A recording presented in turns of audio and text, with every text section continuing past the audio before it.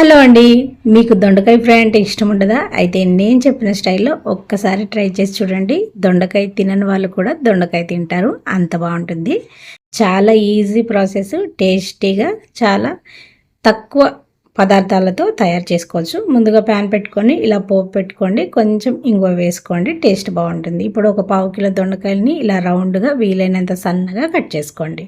ఇందులోనే కాస్త పసుపు, ఉప్పు వేసి మూత పెడుతూ మగ్గించుకోండి మీడియం ఫ్లేమ్ మీద. వీటిని హై ఫ్లేమ్ మీద మాత్రం ఫ్రై చేయొద్దు. మీడియం ఫ్లేమ్ మీద ఫ్రై చేస్తేనే ఇది త్వరగా మగ్గుతుంది, టేస్ట్ బాగుంటుంది.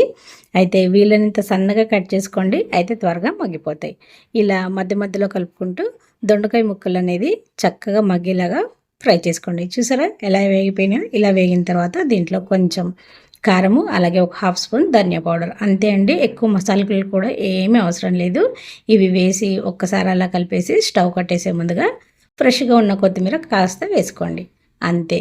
పప్పుచారు కానీ రసం కానీ పెట్టుకున్నప్పుడు ఇలా దొండకాయ ఫ్రై ట్రై చేయండి, సూపర్గా ఉంటుంది. ఇది చపాతీ రోటీలకు కూడా చాలా బాగుంటుంది. ఒకసారి ట్రై చేయండి. ఇలాంటి మంచి మంచి వీడియోస్ కోసం మన ఛానల్ని సబ్స్క్రైబ్ చేయండి. అలాగే ఈ వీడియోని మీ ఫ్రెండ్స్కి షేర్ చేసి లైక్ చేసి కామెంట్ చేయండి. థ్యాంక్ యూ అండి. Thank you for watching. Hello అండి. మీకు దొండకాయ ఫ్రై అంటే ఇష్టం ఉండదా? అయితే నేను చెప్పిన స్టైల్లో ఒక్కసారి ట్రై చేసి చూడండి. దొండకాయ తినని వాళ్ళు కూడా దొండకాయ తింటారు. అంత బాగుంటుంది. చాలా ఈజీ ప్రాసెస్, టేస్టీగా, చాలా తక్కువ పదార్థాలతో తయారు చేసుకోవచ్చు. ముందుగా ప్యాన్ పెట్టుకొని ఇలా పోపు పెట్టుకోండి. కొంచెం ఇంగువ వేసుకోండి, టేస్ట్ బాగుంటుంది. ఇప్పుడు ఒక పావు కిలో దొండకాయలని ఇలా రౌండ్గా వీలైనంత సన్నగా కట్ చేసుకోండి.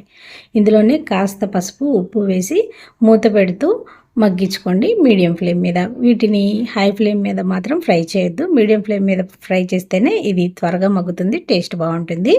అయితే వీలైనంత సన్నగా కట్ చేసుకోండి, అయితే త్వరగా మగ్గిపోతాయి.